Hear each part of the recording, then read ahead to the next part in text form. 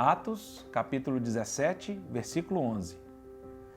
Ora, esses de Bereia eram mais nobres que os de Tessalônica, pois receberam a palavra com toda avidez, examinando as Escrituras todos os dias, para ver se as coisas eram, de fato, assim.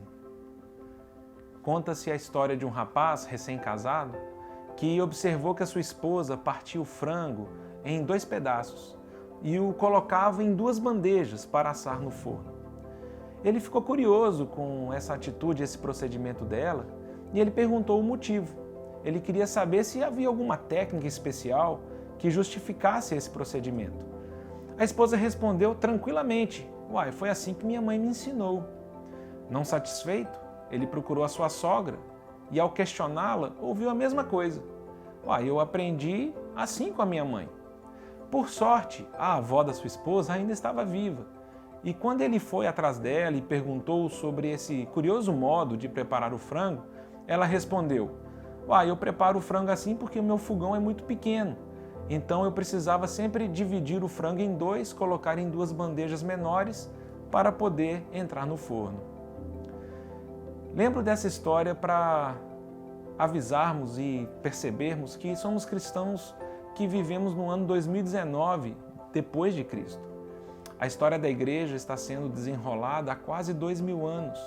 E ao longo desse tempo, muitas e muitas coisas foram sendo acrescentadas, adulterando a genuína e legítima doutrina de Cristo.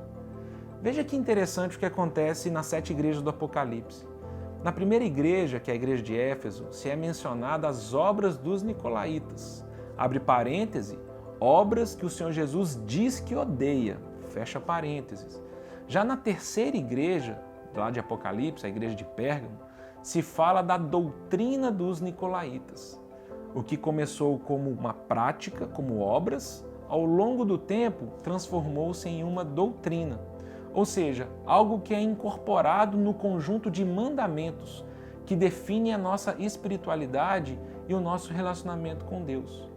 Com isso, acumulamos muitas ideias e muitos pensamentos que, de fato, não fazem parte da doutrina de Deus, mas são doutrinas de homens.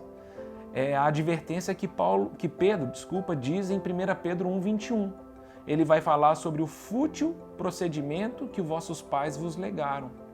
Nós precisamos fazer distinção, precisamos ter discernimento para saber aquilo que nos é transmitido, se são tradições e costumes humanos ou se são mandamentos de Deus. Tudo aquilo que é fútil procedimento, nós precisamos nos afastar. E jamais devemos confiar a nossa decisão pelo que a maioria das pessoas estão fazendo. A Bíblia nos mostra claramente que foi a voz do povo que pediu a crucificação de nosso Senhor. Definitivamente, a voz do povo não é a voz de Deus. É como alguém já alertou: o errado é errado, mesmo que todos estejam fazendo o errado.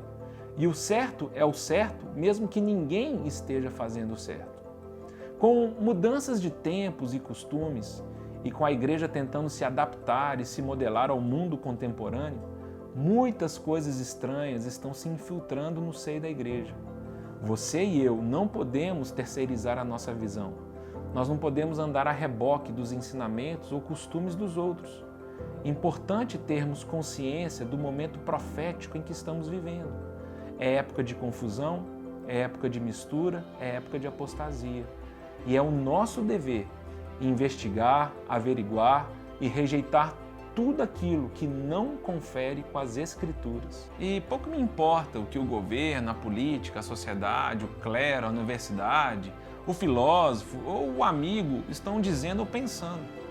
Apenas a Bíblia, como palavra infalível de Deus, tem autoridade para me dirigir e estabelecer meus procedimentos e os meus costumes.